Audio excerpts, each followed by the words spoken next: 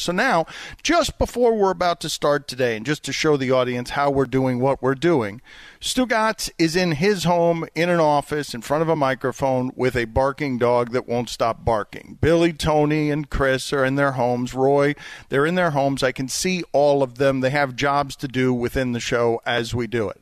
And then there's a little box for Greg Cote. And Greg Cote's face is no longer there. And I told you the last couple of weeks with Cote, Stugatz, have been some of the worst shows we've ever done because there's no chemistry. There's no reining him in. There's no way to make him not awful in this circumstance. But now the degree of difficulty has been increased. I can now not see Greg Cote. He is simply a disembodied voice in the computer that is going to talk whenever it wants to and has no regard for other people or when they're talking. So what am I going to do with Greg Cote over the course of this show? Like Mike Ryan is considering letting Greg Cote go because the degree of difficulty is going to make it even more ruinous than it usually is on Tuesdays. I don't want to let Greg Cote go because whether he says one word or 1,000 words, just seeing Greg Cote on my screen is something that brings a smile to my face. It makes me very, very happy. So I am all for keeping Greg Cote here, even if Greg Cote doesn't say a single thing. Thank you. That's nice of you. You are exceedingly kind to Greg Cote at all times, but he doesn't even have a back in my day, Stugatz. Literally, everyone's at home doing nothing. Literally, this is the only job he had for our radio show today. So now he's not only a black box that is going to speak whenever it wants to during the show today, he is actively not doing the things he's been employed to do. Literally, the only thing that's asked of him on Tuesdays is do a back in my day. It's the only reason he's here, practically, because the rest of what he's doing is just bothering me. Yeah, it just seems to me, and perhaps I'm numb to it, and I don't care because, as you stated earlier, I think the audience loves when me and Cote annoy you. It just seems like a regular Tuesday, except we're all in our houses. I mean, this is Greg Cote. This is what he does. Sometimes he'll have a back in my day, and sometimes he won't. Sometimes he'll be good. Most times he'll be bad. But we love him. I mean, that's the way it is. Yeah, but we can't even tell when he's got something to annoy Dan with. It's just a box that says Greg Cote. We can't see him.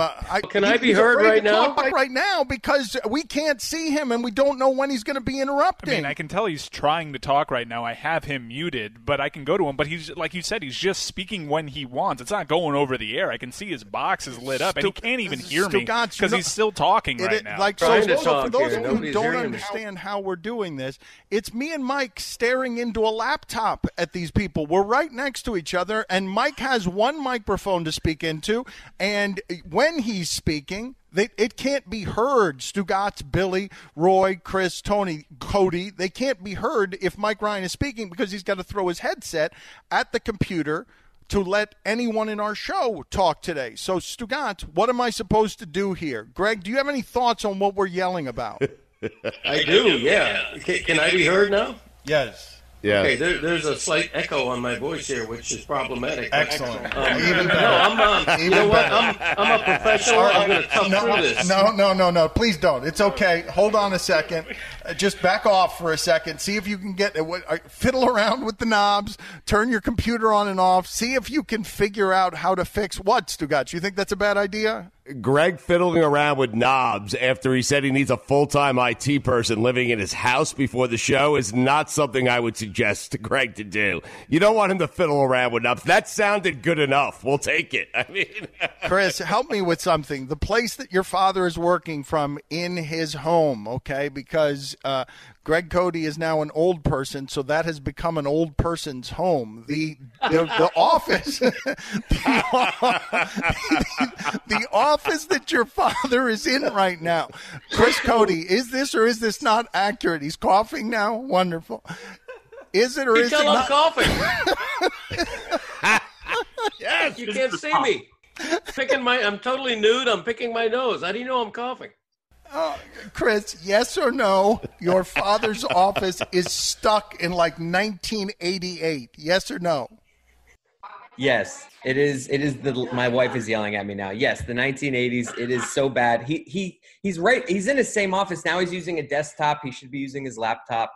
I can't deal with him anymore. Please. All right, well, you were yelling at him before the show, though. What were you yelling at him? Because he's perpetually embarrassing you. So were you yelling at him because his Zoom isn't working right? Chris was getting yelled at by his wife, so he got distracted. Yeah. Oh, I thought you just addressed Mike. I'm sorry. The Codys are not helping you a lot this second. What is your wife telling you? Wait. Let's backtrack for a second here because I'm about to get mad at the entire Cote family. Why is your wife yelling at you during our radio show? Are you really leaving because you don't want to argue with her? Did you just go into another room because you're trying to get away and talk privately? Why in God's name would your wife be yelling at you during the first segment of our radio show in a way that would keep me from asking you a question because you're being yelled at by your wife, Chris? I can say whatever I want around here, okay? I didn't just scurry away to talk to you, all right? I run this house. Are you hiding? He's hiding. He is. Chris, what just happened? I was busy yelling at your father, and you come in and you bolt through the doors and you do that. What is she yelling at you about? I like to change up the back shot that I had. And today's back shot had my wife a lot closer to me than she's been the last few days. And I got really loud, and she's about to start a meeting. So right as I was talking, she's like, Chris, can you stop talking? I have to do a meeting. And at that point, I realized probably not a great decision by me to switch it up today and move. So I moved back over here where I am in my bedroom.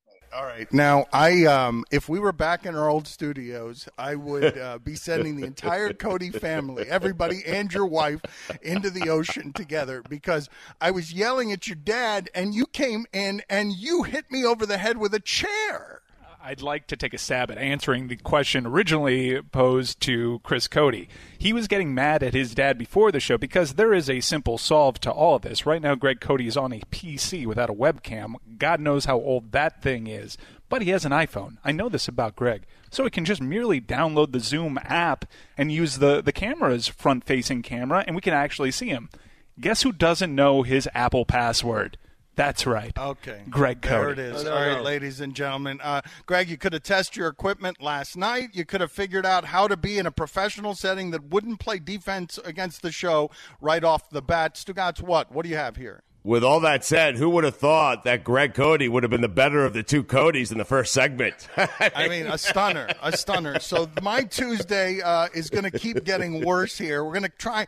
I reserve the right at any point here. I reserve the right to simply kick Greg Cote off the show. Okay, so he's working a tightrope today, is what I'm telling you. There's a zero tolerance policy on him doing spectacularly unfunny things, and if he usurps the show with a technical glitch or something, I'm reserving the right to kick Cote off of the show today. Greg, are you willing to work under these conditions? Because you're really playing defense against everything we're doing here today. Yeah, yes, but I want to set the record straight. Of course, I know my Apple ID, and I entered it in, but apparently it had been changed, and so the correct Apple ID was not available. You still don't know you're changed. Okay, very important defense of your Apple ID situation. Thank you. Your defense was you don't know it still. No, but I knew it. I had it written down.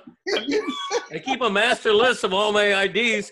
I had Apple ID written down, and then I entered it in carefully. All right, just mute him, please. Mute him. Thank you. The Apple ID and password, though, can be very confusing. Like, sometimes it will work on one device, but won't work on other devices. I am with Greg Cote on really, this, Stugatz, you're thundering in with that. Look, man, this is going to be a difficult Tuesday for me, and I'm just telling you right now, there's a very good chance that Greg Cote just gets kicked off the show because I'm not having it anymore.